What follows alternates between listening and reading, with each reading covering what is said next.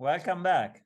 It's been a while. We always have to record this podcast every week, every day, every other week, but it's like months that we haven't been able to organize this. Oh man, tell me about it. You know, Italian timetable, baby. Yeah, the last Italian time timetable. It's not my fault. It's not my fault. It's it's yours. my fault. The last time you were in Africa, and now you're in Finland. You're in Scandinavia. So Yeah, yeah, yeah. I was. what's your hot take of the day? It was actually interesting. Like now when I'm in Finland, I had this Q&A in my Instagram account, and sometimes I get from not everyone, but some people. They was okay, Peyman, when you going to get proper job? Yeah, And when it's just like sometimes quite interesting is this comment because documenting an adventure. I'm definitely sure you and many of our other friends who they are cycling or doing different adventures and they have a YouTube channel, they have an Instagram, they would relate to this. It's a full-time job. Like in last 5.5 years, I've been doing this. I think I have had to be honest, few days of not working, really. Like I've been working all the time. And it just feels quite unfair, you know, because we do a job of usually the job we do, let's say, a movie crew does. But we edit ourselves, we record ourselves, you know, we organize everything ourselves.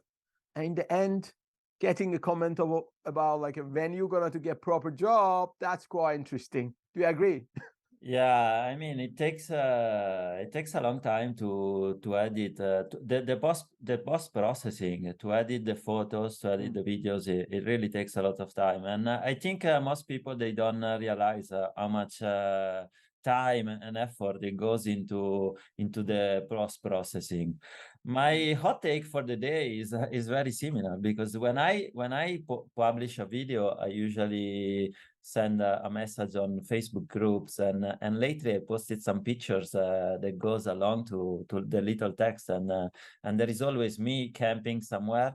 And in the last few posts, it's usually the tent it's on a double road or on a trail, and people always comment on my choice of where I put the tent.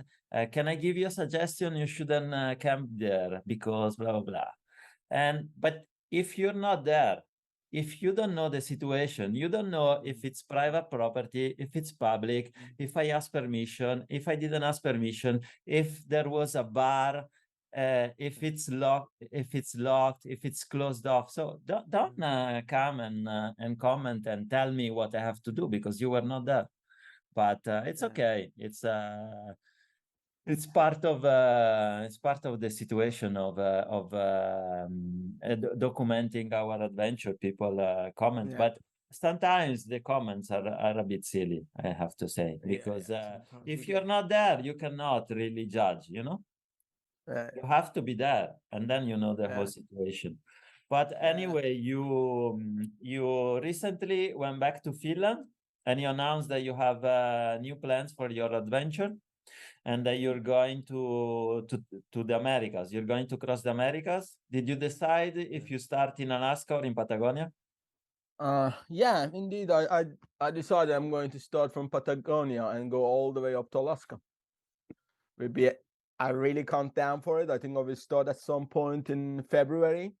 So, and a fun thing is it will be some river paddling and also rock climbing, including in this adventure plan. So I'll go packraft. I'm going to train with it to put the bike on it and blah blah. And so yeah.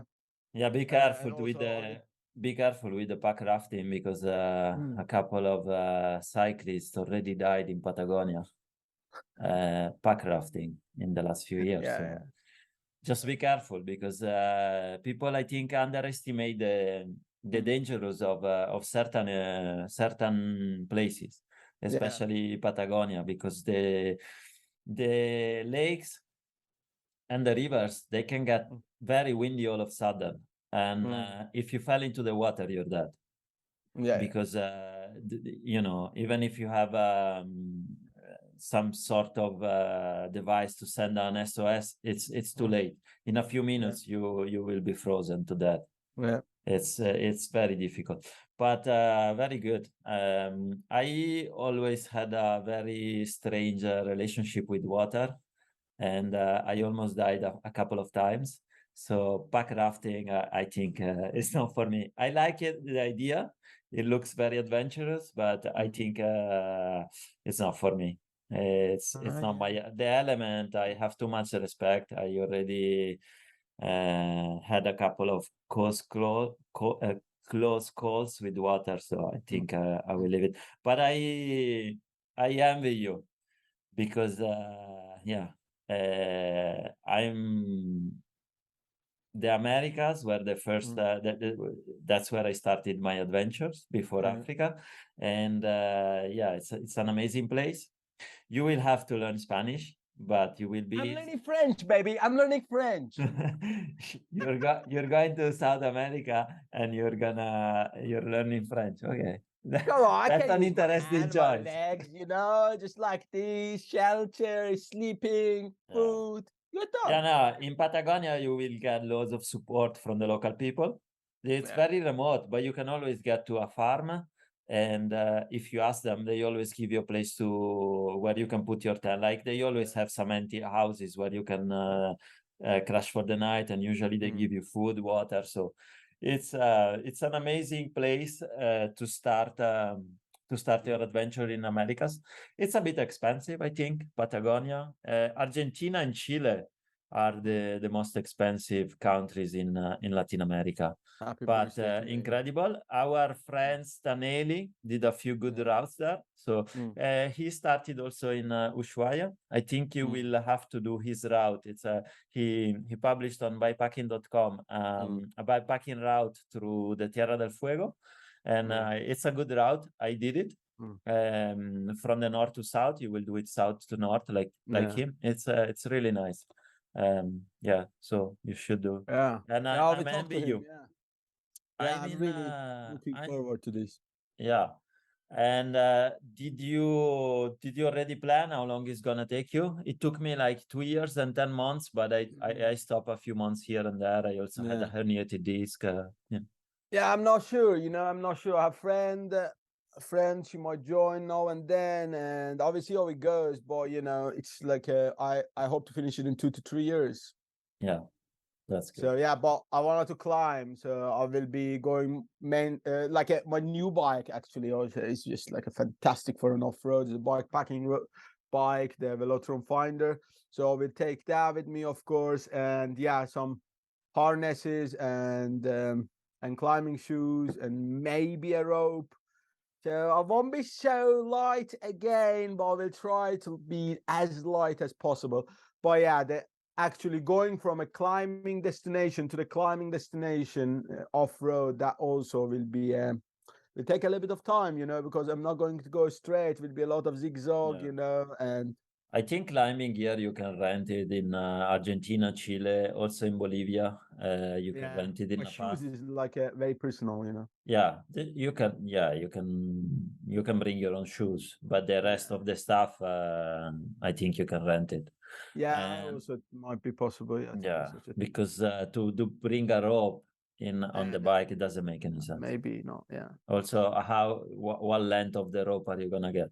I think I take 60-meter rope, 9mm 60-meter rope, which is quite light. So, and I can basically rappel down a 30-meter wall with it. So.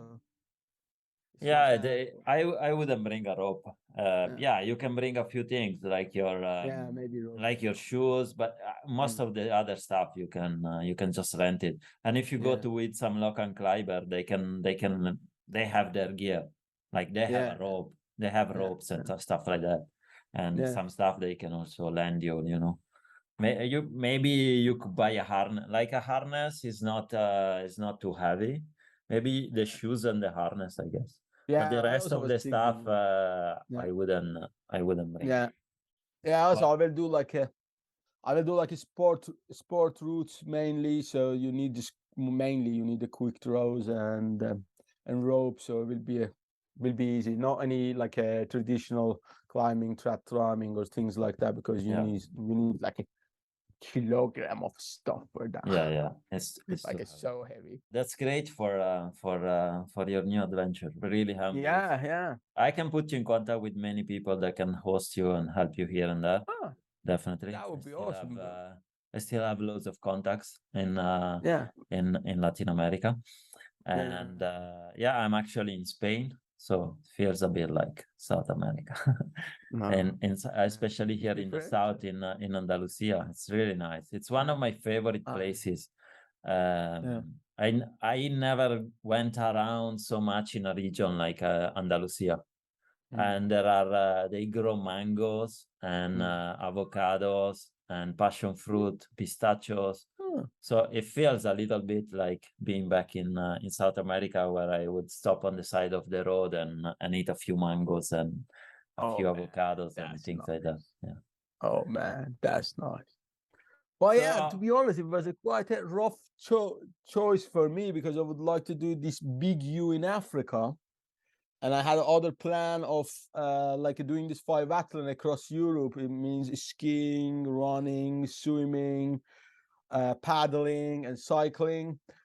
But yeah, I will do that 5-athlon for sure. And the big U in Africa, that means starting from Morocco, coming all the way down to South Africa, and from South Africa to Egypt. But yeah, the timing and everything in a way was, maybe it's good to go to South America. So I decided to do this. But to be honest, it was quite a hard choice for me, because the 5-athlon also was very tempting, and I've been training for it for a while now. And also Africa. I really love Africa so much. Yeah. Let's talk about the experience in Africa then. Yeah. What did you like about Africa? It's the safest place, in my opinion. It's one of the safest places I have been. That's one of the people, wildlife, especially in East Africa. I love the people. I love the wildlife. I love the culture. I love how simple people they live. I love how welcoming people they are. I love, like, you go to the shop, it's amazing. There is what there is, in the shop. You don't go, I want this. You get what there is. There's nothing like, I want to have this kind of porridge. No, there's no porridge. There's this and that. You eat this and that, and you smile to the life and go. But I didn't have any problem for food in East Africa. It was me neither. Yeah, me neither. Well, like in places I cycled, you get local food. You do not get any, like, I don't know, porridge or like a French bucket or something like that. No. Yeah. You get what there is. You don't get cheese, for example. So yeah. Even in but I think we are spoiled in Europe for cheese. Even when you'll be in South America, they don't have that much cheese. I mean, they have a white one, a yellow one, and that's it, basically. Yeah. There's no much there's no much choice. But I never felt limited. And actually, the food in East Africa was nice. It was pap. It's like polenta. The only thing I didn't like that they don't put any salt in it, but it feels like a polenta.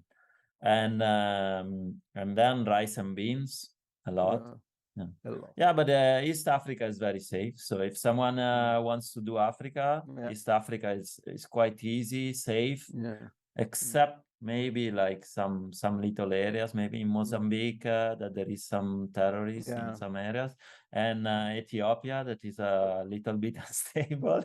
Ethiopia, no, I say Ethiopia, do not go. If you go to Ethiopia, you're going to end up in trouble, unfortunately. So I really would not recommend. It's a beautiful country. It was nice. For me, it was a very nice experience. The food was different from the East Africa I left.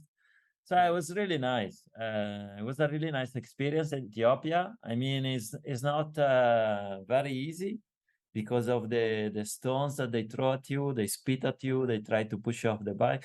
But it was a bit annoying at the end, but especially the last part, the last week, or once I left Addis Ababa and I was getting to Bashir Dar and closer to the border with Sudan, I couldn't take it anymore. I couldn't wait to get to Sudan.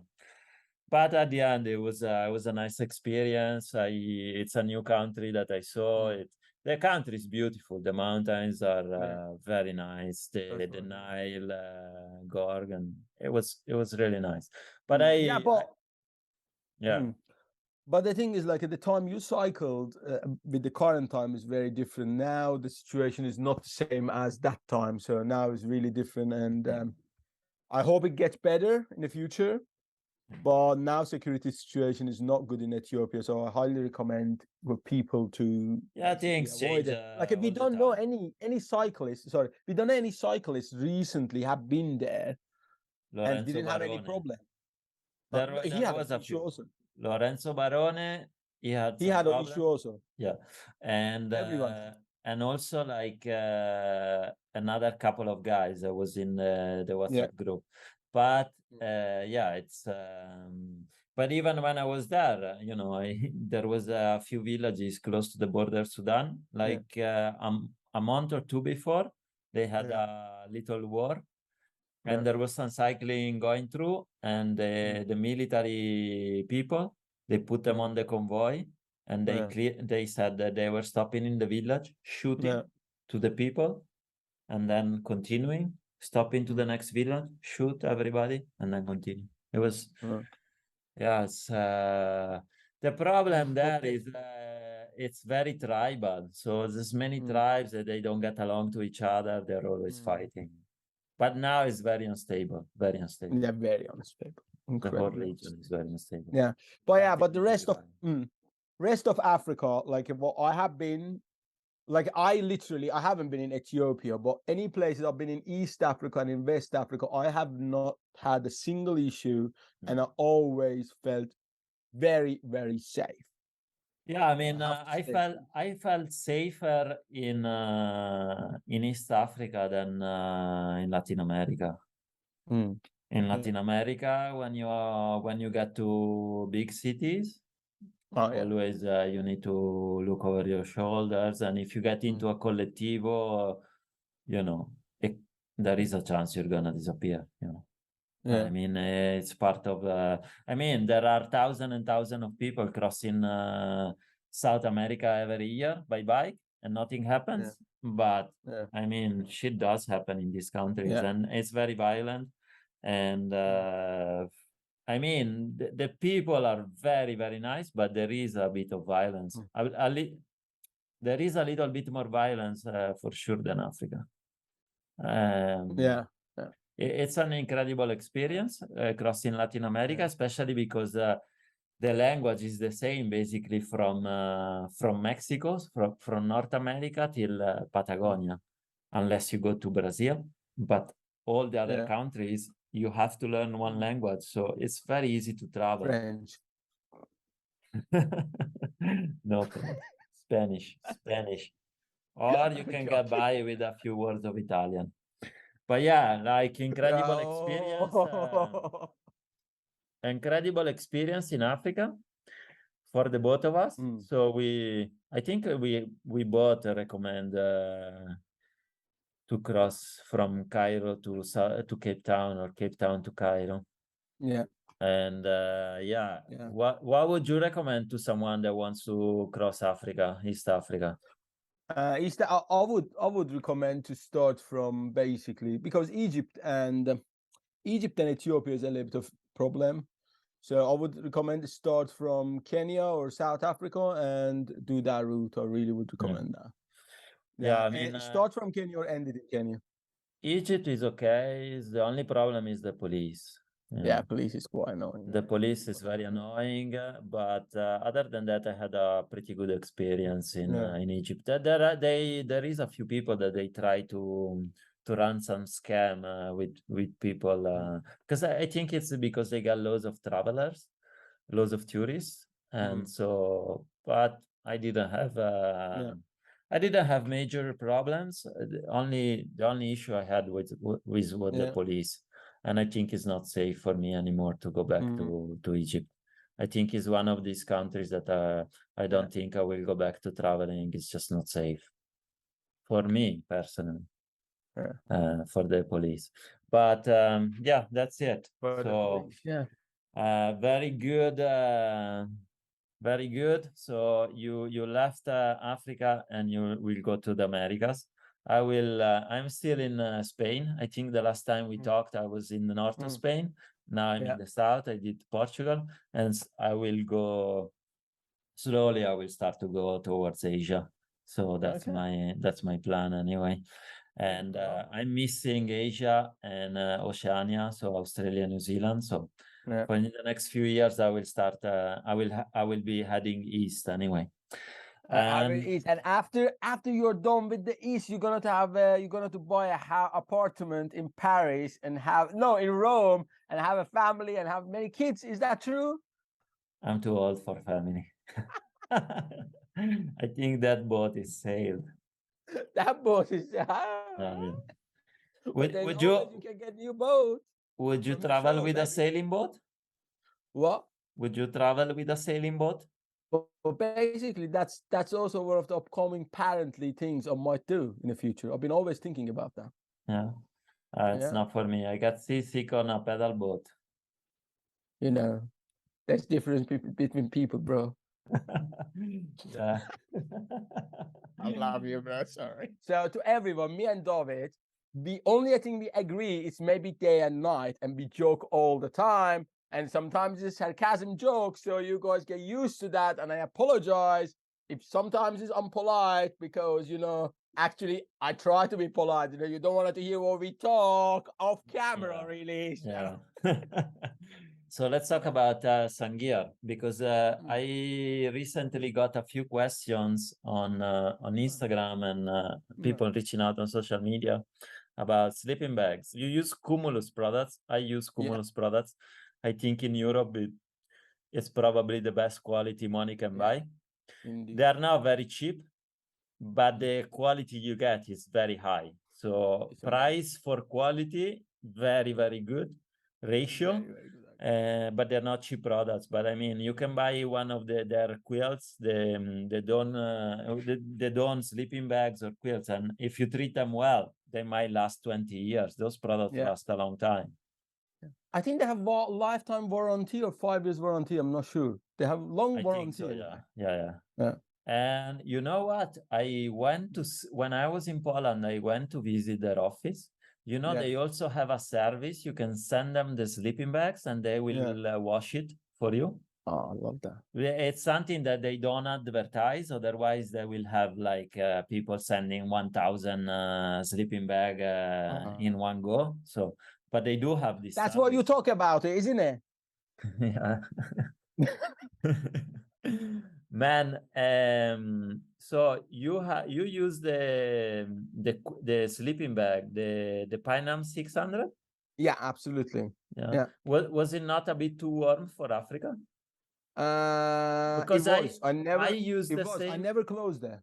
I use the same sleeping bag, but the 450, so 450 grams of and I think I closed it only when I was in South Africa and Namibia, because it was winter there. And so sometimes the temperature, especially in the south of Namibia, were -1, -2, something like that. And that's when I close it. But then I always used it as a blanket, basically, and even when I was in the north. But I used your same sleeping bag, but the 450 grams. You use the 600. I don't use after that. I don't use a sleeping bag anymore, but I use the quilt. Yeah, I just prefer the quilt, unless I was gonna go in a place where it's very, very cold. I prefer the quilt. I think it's more versatile than a sleeping bag. If people are not familiar with the quilt is basically a sleeping bag without the back and the hood. And the idea behind it is that the dawn only insulates you, so it keeps you warm if there is air between the flakes of the dawn. So if you squeeze the dawn with your back, you're basically not using that dawn and that fabric. Okay, but wait. There's two things here with this. First of all, I got two questions. can you use that with any kind of sleeping mat, or you need a specific like air sleeping mat for that? No, you can use it with any sleeping pad. The only problem that I see it when it's really cold, basically there are two straps that you use to anchor the quilt at the sleeping pad, so that basically it covers you around you like in a cocoon, like a sleeping bag. And when you twist and turn during the night, there isn't air going inside. So if you use a closed cell sleeping pad, like the Thermaless Sol, for example, they are very wide. I think that's too wide. You have to cut it a little bit shorter, or you have to cut some holes to put the straps in. I don't know. That's my only concern. Okay. But or maybe you can use some larger straps than the one that they sent, because basically the strap you put in the sleeping pad, and then you adjust the size where the quilt clips in. So maybe you just need some larger straps, and those are just elastic, and then you put in the anchors for the they are clips. I will if you go to see my review of the on my YouTube channel, there is a review of this quilt, and you can see the clips that I'm talking about. So for me, the issue, but for me, the advantage of this solution is that you can cover a much wider range of temperature, because when I was in Africa, I was using the Peyman 450. You can use it as a blanket, but because it doesn't open at the bottom, sometimes it moves, sometimes it doesn't cover the feet, or I don't know. But the quilt, it has a closed foot box that you can fully open. It has a zipper, and it has also like a string that opens up. So I think the temperature management is much easier with a quilt. I haven't used the quilt, but I have seen it, and so for me, the problems with the quilt is, first of all, I personally sleep and move around quite a bit. No. Okay, so when it's like that, it really will for me it won't work. I'm going to so it will come off from the side of the this sleeping mat. It will raise the sleeping mat. So that is one issue. And the second issue is, in a cold temperature, basically there's two ways you get warm. One is as you explained, the air between the downs, which is trapped there. And the second thing how you get warm is you basically have this hood and have this collar here. So you trap air inside of the sleeping bag, and then that air gets warm, and that also keeps you warm. So with the quilt, I can see, especially for someone me who moves around a lot, so the air is going to skip out and come in more often. So that also will be an issue for me in a cold temperature. But I think if you are a cold sleeper, and for like with the quilt, maybe you can manage till like a -1, -2 quite easily. But I haven't also had issues with like a 600 Patagonia 600 regular sleeping bag on the hot temperature. I just put it. I use it as a blanket, and it works perfectly. But also, I'm a very, very cold sleeper. I love cold temperature to sleep. So still with the 650, the 600 Patagonia 600, I didn't have an issue. But I've been thinking about now for the South America, which kind of sleeping bag I take, and I'm actually talking with Cumulus about it.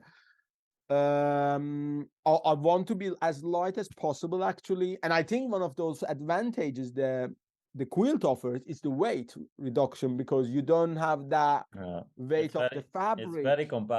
It's very compact. So that is a fabric and a down in your bottom, and what you said is totally correct.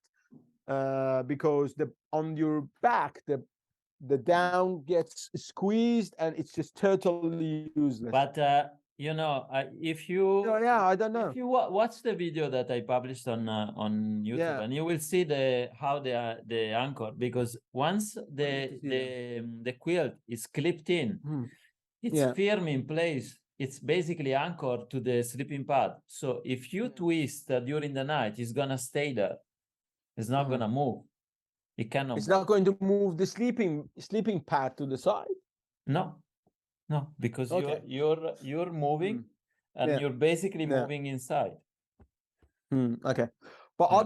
my other But you concern know, is like for Latin America, you have to consider that depending if you go up you do the Lagunas route in the north of basically between the north of Chile, north of Argentina, and south of Bolivia, there is an area that is very nice. It's very beautiful. There is the Lagunas route. You're a very high altitude, maybe like 4,000, 4,500. And there is the only place where you will be very cold at night. During the I think it's day, -10 even -20, -25, depending of the year. Okay, nice. But during the day, as soon as the sun rise, then the temperature goes up 10 degrees, 15 degrees, 20 degrees, because then during the day, it might be like 14, 15 degrees, but at night, it might be -20. So there's a huge difference. But it's the only place where you will be very, very cold at night. And there are some people that they just wear all their clothes, and it's only a few hours. You're not gonna freeze to death, Yeah, I know, but I also like quite a lot in the mountains, sleep outside in a high altitude without tent because I can see the sky. I really like that. Yeah, I mean, So if you have a three-season tent, it doesn't make any. I mean, there's no much difference between sleeping inside and sleeping outside. Yeah. When I was in the Salar de Uyuni, the temperature were about -20. Yeah. But it's only a few days, it's not gonna be a long time. But I did use the quilt in Patagonia, and it was very good. And for the hood, I think Cumulus has also like a whole hood, like something that covers your neck and your head, that is made in it's like a hat, like a hood that you can that they sell separately. I got basically a neck warmer that doubles as a hat made by Cumulus, and that I also use during the winter. It's a very good product. And another product that they make that is really good is the cover boots. So basically they make like some sort of socks in dawn that I use during the winter. It's really good. They're really good because usually my feet, they get really cold. And that was a problem that I had when I was in Bolivia, in the Salar area. It was like I would stop at sunset to pitch my tent. And then it gets dark very quickly in like 10, 15 minutes. And I was eating and my feet would get very cold. And by the time I'm inside my sleeping bag, my feet are so cold that it takes a couple of hours to warm up. Listen, my feet at the evening, they get pretty hot actually. Yeah. That's a difference. There you go. And another point, the tech point is here. Actually, you can use your down sleeping bag with Quilt, so that really works because you usually have some sort of insulation, like a down sleeping bag you carry with yourself always in these kind of adventures. The what? So you can wear down. The what? Down jacket. I apologize. I said down sleeping. Yeah, I usually down jacket. So you can use that. Yeah, I was using a very good sleeping bag from Cumulus that I bought when I was in Lima, and it was I think can't remember but it was 1.3 kilos. It was really good. It was really good. I could wear just my underwear. It was okay. Yeah. It was a But also with the quilt, your problem, you have another problem over there, which I don't think it's possible to solve it. Guess what? It is this one. The head. Yeah, you don't have any fucking hair over there, bro. Yeah. So basically, if you use a You quilt, need to grow some hair here, bro. Yeah. Then it stays warm. you need to use a hat. Yeah, obviously. Yeah. You know, when I open my hair, it's like this. Hold on. I show you. And then it traps so much air. If I put a bloody plastic bag around it, I'm good. A plastic bag, so nobody has to see that fucking face. You put it out here, you know, and then you can make it, and then you're good. That's So, you what know, the girls do when grow they some sleep hair, with bro. you. They put a sleeping bag on it.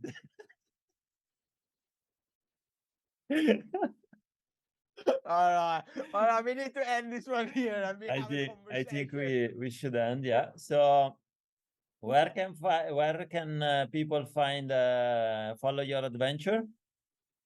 Nomadstrails. You search it on YouTube, in Instagram, in Facebook. You will find me, and yeah, I'm over there. I share my adventures. I make movies about all of my adventures, also gear reviews and tips, and yeah, all of these things. Will come to join, and the adventures never will end. I promise you that. And you guys can follow me on Instagram, YouTube, Facebook, all that. If you look for my name, Davide Travelli, Travelli. So see you next time, yeah? See you. When? Wait. Remember, please, to subscribe so we Yeah, get to this subscribe. 1,000, and we can, you know, it would be very nice because we can get some revenues that would be very good for our travels. So To pay for a that- beer. I stole yeah. this beer from my host, so hopefully I can. Next time I don't have to steal it. Yeah. That All would be right, good. please like and subscribe. It helps the algorithm, YouTube, and it helps us. Thank you very And much. put that bell. Yeah, the bell, very important. Bell. And I'll see you guys soon. Ciao. Ciao. Bye.